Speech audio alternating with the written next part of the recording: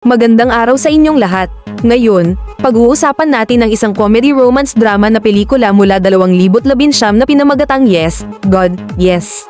Sana'y magustuhan ninyo ang inyong panonood. Noong taglagas ng taong 2000, si Alice ay isang mausisa ngunit walang karanasan na high school student sa isang katolikong paaralan sa Central West. Ang mahigpit niyang guro na si Madam V ay sinisiguro na lahat ng estudyante ay mukhang perpekto.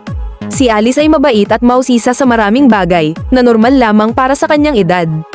Itinuturo ni Father Murphy na anumang masamang gawain na hindi nakatuon sa pagkakaroon ng anak sa loob ng kasal ay kasalanan. Sinabi rin niya na ang paggawa ng isang bagay para lamang sa kasiyahan ay kasalanan din. Dahil dito, nakakaramdam ng hiya si Alice tungkol sa kanyang mga tumitinding damdamin. Pagkatapos ng klase, umuwi si Alice, kumain ng merienda, niyakap ang kanyang aso, at nagbukas ng computer. Binuksan niya ang isang chat site at nakatanggap ng email mula sa isang tao na may lamang mga larawan na hindi angkop. Sa una, nabigla siya at agad pinatay ang screen, ngunit nanaig ang kanyang pag-usisa at sinimulan niyang tingnan ang mga larawan. Kalaunan, nag-text ang lalaki at tinanong siya tungkol sa kanyang edad, kasarian, at lokasyon. Nag-isip si Alice sandali at sinagot na siya ay 22 taong gulang mula sa Iowa. Pagkatapos, humingi ng litrato ang lalaki. Medyo natakot si Alice ngunit nagpadala siya ng litrato ng kanyang kaibigan. Nang makita ito, sinabi ng lalaki na maganda siya at nagsimula silang magligawan. Nagpadala muli ng larawan ang lalaki at tinanong si Alice kung ginagawa niya ang isang bagay sa kanyang sarili. Dahil sa pag-usisa, sinubukan ni Alice at nakaramdam siya ng bago para sa kanyang sarili. Biglang dumating ang kanyang ina at tinawag siya para kumain. Agad niyang pinatay ang computer at tumakbo sa kusina, nagpapasalamat na hindi siya nahuli.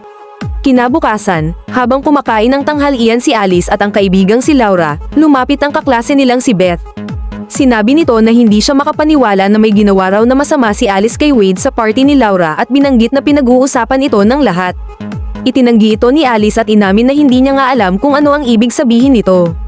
Pagkatapos sabihin ni Beth ang tungkol sa kanyang espiritual na karanasan noong nakaraang weekend, sumama siya sa kanila para mag-lunch. Sa puntong ito, kinuha ni Alice ang pambalot ng tsokolate at sinimulang dilaan ito. Nagtawanan ang mga lalaki sa kabilang mesa, iniisip ang isang malisyosong bagay. Lumapit si Heather at Wade kay Alice at tinawag siyang nakakadiri. Narinig ni Madam V ang chismis at sinabihan si Alice na hindi na siya maaaring magsilbi sa misa. Nang maglaon, nagkumpisal si Alice ng kanyang maliliit na kasalanan kay Father Murphy at binigyan ng magaan na parusa, 20 dasal na agad niyang ginawa sa chapel ng paaralan. Ang mga salita ni Father Murphy at Madam V tungkol sa pagbabawal ng kasiyahan ay patuloy na umuukit sa isipan ni Alice. Kanilang kwarto, habang pinapakita ni Na ang silid ni Alice, hiningi niya ang cellphone at relo nito kung meron man. Ibinigay ni Alice ang kanyang relo ngunit itinago ang kanyang cellphone.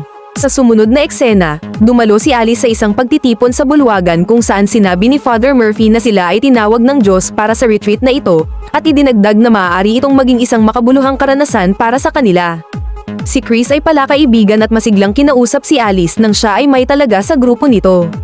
Nagbigay si Father Murphy ng mga questionnaire na nagtatanong tungkol sa mga emosyon na naranasan ng mga estudyante sa nakaraang taon. Binalutan ni Alice ng bilog ang lahat ng kanyang naramdamang emosyon, kabilang na ang kasiyahan, na tila hindi tamang sagot. Nang matapos ang oras, sinubukan niyang burahin ang bilog sa salitang satisfaction, ngunit hindi niya ito maalis kaya ginuhitan na lamang niya ito gamit ang lapis bago ipasa ang questionnaire. Kalaunan, nagbigay si Na ng emosyonal na talumpati tungkol sa pakiramdam niya na hindi siya pinapansin ng kanyang pamilya. Nagtipon-tipon ang lahat sa paligid niya at niyakap siya ng mahigpit. Kinagabihan, habang gamit ang kanyang ipinagbabawal na cellphone, aksidenteng natuklasan ni Alice na maaari siyang magsaya gamit ang isang feature nito. Gayunpaman, agad siyang tumigil nang mapansin ang isang painting na nakasabit sa kanyang silid. Sa ikalawang araw ng retreat, nag-hiking ang mga estudyante sa kagubatan. Nang makita ni Alice na tinutulungan ni Chris ang isang babaeng nadapa sa bato, nagkunwari rin siyang nasaktan upang makalapit sa kanya. Natuwa si Alice nang buhatin siya ni Chris at dalhin sa nurse. Pagbalik sa kanyang silid, pumasok si Na at tinanong kung ayos lang siya. Samantala, nag-vibrate ang cellphone ni Alice at agad itong kinumpiska ni Na. Ipinagbigay alam ni Na kay Father Murphy ang pagtatago ng cellphone ni Alice. Bilang parusa, inatasan siya ni Father Murphy na linisin ang rest home. Habang naglilinis, napansin ni Alice ang isang computer sa silid ni Father Murphy. Nang mag-isa na siya, ginamit niya ito upang alamin ang kahulugan ng isang tiyak na ekspresyong pang-adulto.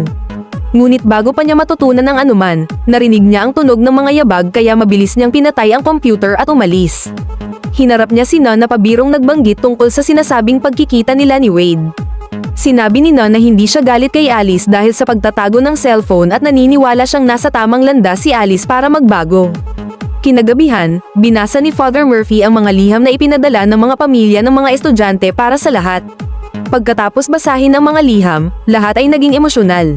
Sa ikatlong araw ng retreat, hinimok ni Chris ang mga miyembro ng kanyang grupo na ikumpisal ang kanilang mga kasalanan kung mayroon man.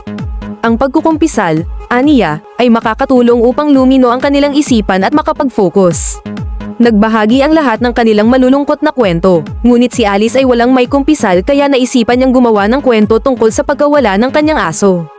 Pagkatapos, habang nasa dining hall ang lahat, inanunsyo ni Father Murphy ang pagkakadiskubre ng isang adult chat room sa kanyang computer at hiniling sa hindi kilalang nagkasala na umamin.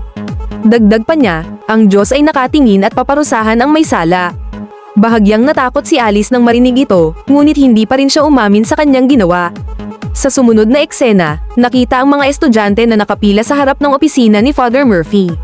Pumasok si Alice sa kanyang opisina kung saan tinanong siya ni Father Murphy tungkol sa kanyang relasyon sa Diyos. Sumagot siya na maayos naman ang lahat. Dito, tinanong ni Father Murphy ang tungkol sa pag-ikot niya ng salitang satisfaction sa questionnaire at kung nararamdaman pa rin niya iyon. Sinabi ni Alice na dati niyang naramdaman iyon, ngunit hindi na ngayon. Kalaunan, iginiit ni Father Murphy na aminin ni Alice ang kanyang mga kasalanan, ngunit sinabi ni Alice na wala siyang dapat aminin, kahit na hindi naniniwala si Father Murphy.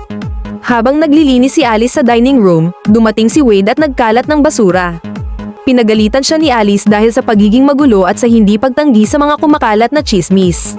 Biglang lumitaw si Father Murphy at dinala si Wade palayo.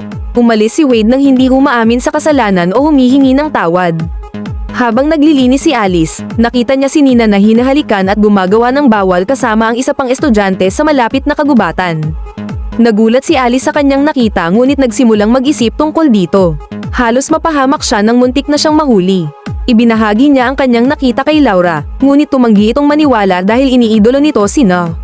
Inakusahan ni Laura si Alice ng pagpasok sa opisina ni Father Murphy at tinapos ang kanilang pagkakaibigan sa pamamagitan ng pagtawag ng masasakit na pangalan.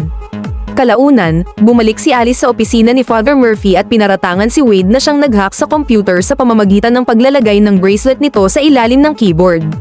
Nang marinig niyang parating si Father Murphy, nagtago siya sa likod ng kwarto. Doon, nakita niya si Father Murphy na gumagawa ng bawal habang nanunood ng isang video na nakasave sa kanyang computer. Nandidiri, pumikit si Alice at tumalikod.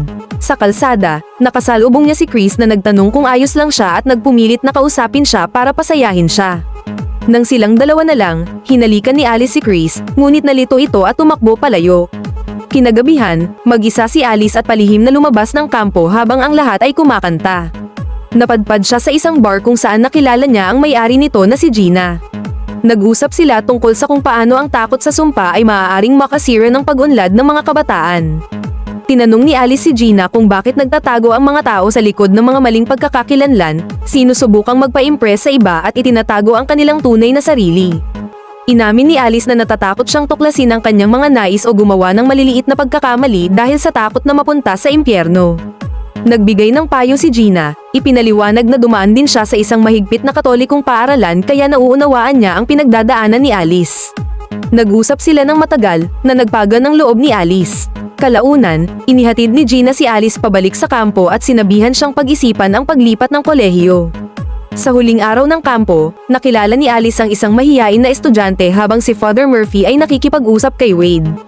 Nakipagkasundo naman si Laura kay Alice matapos maaresto si Wade dahil sa indecent exposure nang matagpuan ang kanyang bracelet malapit sa computer. Sinabi rin ni Laura kay Alice na si Wade ay may gusto sa kapwa lalaki at gumagawa ng chismis tungkol kay Alice upang itago ang kanyang tunay na pagkatao. Sa group session, humingi ng tawad si Wade sa Diyos para sa kanyang mga nagawa. Pagkatapos, nagbigay ng talumpati si Alice kung saan sinabi niya na ang bawat isa ay may itinatagong bagay. Hinikayat niya ang lahat na magpakatotoo at respetuhin ang isa't isa tulad ng ginawa ni Jesus. Pinayuhan niya silang tanggapin ang sarili at mag-enjoy sa buhay. Pagbalik sa paaralan, sinuportahan ni Alice si Chris na nananatiling nahihiya. Sinabi niyang pwede silang manatiling magkaibigan. Sa isang pagpupulong kay Father Murphy, inamin ni Alice na nanood siya ng adult videos habang bakasyon at nakita rin niyang nanonood si Father Murphy nito. Napagtanto nilang pareho na magkakaroon ito ng mga kahihinatnan ngunit hindi nila ito pinag-usapan ng husto. Binigyan siya ni Father Murphy ng parusa na gawin ang 100 dasal bilang penance. Pagka-uwi ni Alice, nanood siya ng pelikulang Titanic at inulit-ulit ang paborito niyang romantikong eksena ni Jack at Rose. Sinubukan niyang mag-enjoy sa panonood at masaya siya dahil dito. Kung napanood mo ang video hanggang dito, nais kong magpasalamat sa'yo. Huwag kalimutang mag-subscribe sa channel at abangan ng iba pang movie recaps. Hanggang sa muli!